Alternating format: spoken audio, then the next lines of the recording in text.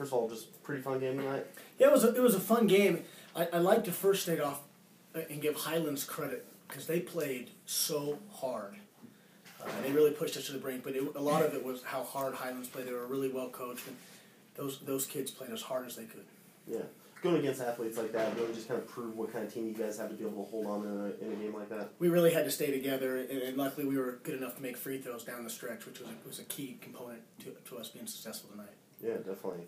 I guess being able to hold on in a game where you guys only shot 37%. Was it just kind of speak to that free throw shooting? Yeah, and the rebounding.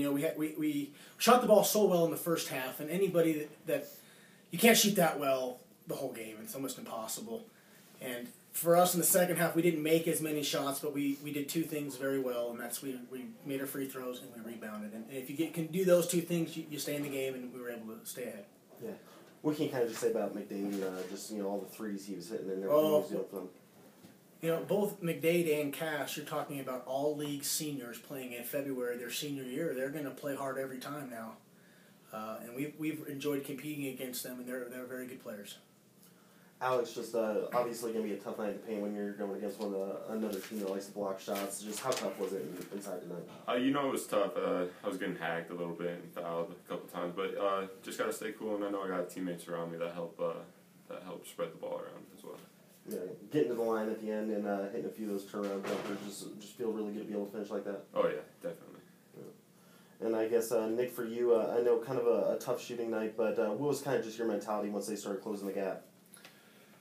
I was shooting the ball kind of poorly throughout the whole game, and we got in the one-on-one pretty early, and when my shot wasn't falling, I was looking to kind of penetrate and trying to get a foul or create for other people, and really Coach hit it on the head. The story of the game was they shot like 48%. I think it was like 29 for 60 on the game, and us making free throws down the stretch, I think we only missed 5. We shot like 45 on the night. Really helped us close out the game. Yeah, definitely. And Coach, I guess, what can you kind of just say about some of the hustle plays from some of the guys off the bench like Klosser? We had a few hustle plays that really made a difference. We call them winning plays in our program. I know at the 7:50 mark, Cade made a play, and I know the game got close, but Cade made one rebound down hustle play where he got fouled at the 7:50 mark, and I think that was the signature of the game. But those are plays you got to make. Yeah.